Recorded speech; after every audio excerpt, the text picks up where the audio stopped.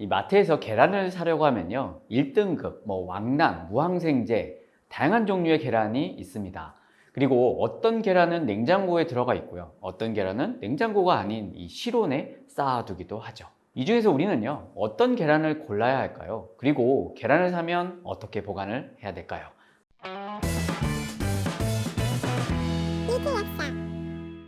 먹는 것이고 나를 만든다. 안녕하세요, 리틀샥스입니다. 계란도 한우나 돼지고기처럼 이 등급제가 있습니다. 이 닭이 계란을 낳으면 사람이 직접 육안으로 이물질이 묻었는지 깨졌는지 잘 살펴본 다음에 이 중량, 규격별로 나눕니다. 최종적으로 보면 1플러스 등급, 1등급, 2등급, 3등급 이렇게 구분을 하고요. 중량 규격에 따라 왕란이냐, 특란이냐, 대란이냐, 소란이냐 이런 식으로 나누게 되죠. 가장 크고 가장 깨끗한 계란, 이것이 바로 1플러스 등급의 왕란입니다. 계란을 고를 때 또 하나 체크해 볼 것, 바로 닭의 항생제 투여 여부입니다. 항생제를 맞고 약 60일 정도의 휴학 기간을 가지면요, 이 무항생제 계란으로 판매될 수 있습니다. 그래서 어떤 제품을 보면 무항생제라고 표기된 이런 계란들이 있습니다. 물론 아예 항생제를 안 쓴 건 아니지만 항생제를 맞고 휴학 기간을 가졌으니까요, 이 항생제의 잔류 피해는 어느 정도 줄일 수 있겠죠. 자, 그럼 여기까지 보면 1플러스의 왕란에 그 무항생제 인증까지 받으면 최고의 계란이겠구나 라고 생각하실 수 있을 겁니다. 하지만 정말로 그럴까요? 우리가 봐야 될 것 또 한 가지가 있습니다. 우리의 환경에 따라 우리의 유전자가 달라지는 것처럼 계란도 계란을 낳은 닭의 환경에 따라 이 영양소가 다를 수 있습니다. 우리나라에서 닭이 사육되는 환경은 총 4종입니다. 이는 계란 껍데기에 이렇게 표시되어 있고 이 끝자리를 보시면 알 수 있습니다. 여기서 1번은 방목장에 풀어서 키운 닭이 낳은 달걀, 2번은 개방된 축사에서 키운 닭이 낳은 달걀, 그리고 3번 이 A4 용지만한 기존 케이지에서 약간 좀 더 넓게 한 케이지죠. 이런 데에서 키운 닭이 낳은 달걀을 말합니다. 그리고 마지막으로 4번은요, 가장 좁은 케이지에서 키운 닭이 낳은 달걀을 의미하죠. 그렇다면 앞서 본 무항생제 1등급 달걀이라고 써있던 이 달걀은 어떨까요? 자, 끝자리 3번입니다. 즉 개선 케이지에서 키운 닭이 낳은 달걀이라는 뜻이죠. 그럼 이렇게 케이지에서 기른 닭이 낳은 달걀과요, 이 방목한 닭이 낳은 달걀, 어떤 차이가 있을까요? 영국 캠브리지 대학교에서 발표한 연구를 한번 보겠습니다. 케이지 닭과 방목한 닭이 낳은 계란의 영양소를 좀 비교해 봤더니요, 방목 계란은 케이지 계란에 비해 비타민 E와 오메가3 지방산이 훨씬 더 많았다라고 합니다. 또 다른 연구를 보면 이 케이지 닭이 낳은 계란보다 햇빛 쬐는 닭이 낳은 계란이 비타민 D3 함량이 3배에서 4배 정도 더 높았다는 결과도 있었죠. 이처럼 사육 환경에 따라 이 계란의 영양소 차이가 있는 건 어떻게 보면 당연한 결과이지 않을까 생각합니다. 사람도 이 비좁고 억압받는 환경에 있게 되면 굉장히 스트레스를 받고 이로 인해 건강에 악영향을 끼치게 되죠. 닭도 말은 못하지만 이 비좁은 케이지에서 지내게 되면 그 속은 썩어 들어갈 겁니다. 물론 어쩔 수 없이 가격을 생각하고 대량 생산을 해야 되는 이 환경 때문에 어느 정도는 감수해야 될 부분이긴 하겠죠.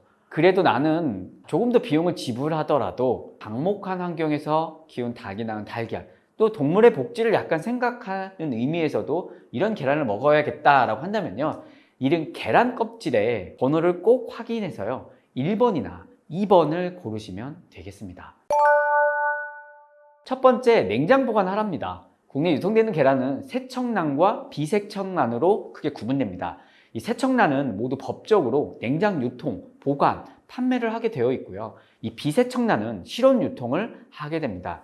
세척을 하게 되면 달걀의 살모넬라 같은 균들이나 오염물질을 최소화시킬 수 있는 장점이 있는데, 그와 동반돼서 이 겉에 달걀의 보호막 형태인 큐티클층이 벗겨지게 됩니다. 따라서 이 처음에 묻어있는 여러 가지 오염물질을 제거할 수 있는 장점이 있는 반면에요, 유통 과정에서는 오히려 오염 위험이 높아지고 품질이 떨어질 수 있기 때문에 반드시 냉장 보관하셔야 되죠. 반면에 이 비세척란은요, 큐티클층이 있기 때문에 유통 과정에서는 오염의 물질을 최소화할 수 있겠지만, 이 비세척란을 사갖고 와서 집에서 물로 세척한다면 이 역시 큐티클층이 손상되기 때문에 반드시 냉장 보관하셔야 됩니다. 그리고 이 냉장 보관하고 있던 계란을 상온에서 오래 놓게 되면요, 계란 껍질에 결로, 즉 물방울이 맺히게 되면서 이 살모넬라균이 증식하기 좋은 환경이 됩니다.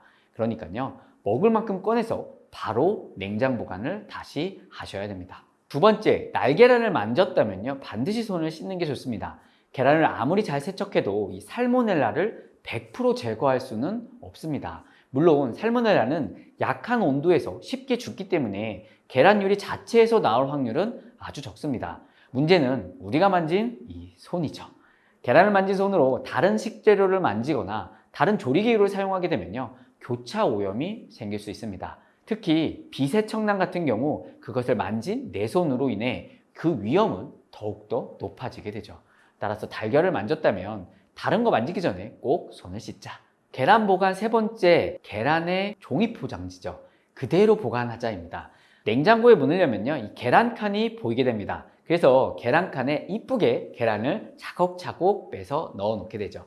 사실 세척 계란은 이 큐티클 층이 벗겨졌을 뿐 아니라 계란 표면은 아주 작은 숨구멍이 있기 때문에요, 이 구멍을 통해 바깥 공기와 습기가 흡수될 수 있습니다. 따라서 오랫동안 계란을 보관하려면 이 종이 포장지 이대로 그대로 보관하는 게 좋겠습니다. 오늘은 이 최고의 계란을 구별하는 방법, 더불어 계란을 보관하는 방법까지 알아봤습니다. 도움이 되셨나요?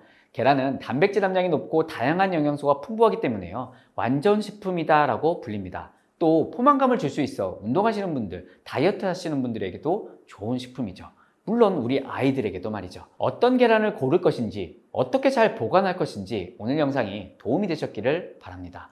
못 고치는 병은 없습니다. 못 고치는 습관만 있을 뿐입니다. 구독, 좋아요, 댓글, 알림까지 잊지 마십시오. 지금까지 리틀 약사였습니다. 구독을 원하신다면 이쪽, 더 많은 영상들을 보고 싶다면 이쪽.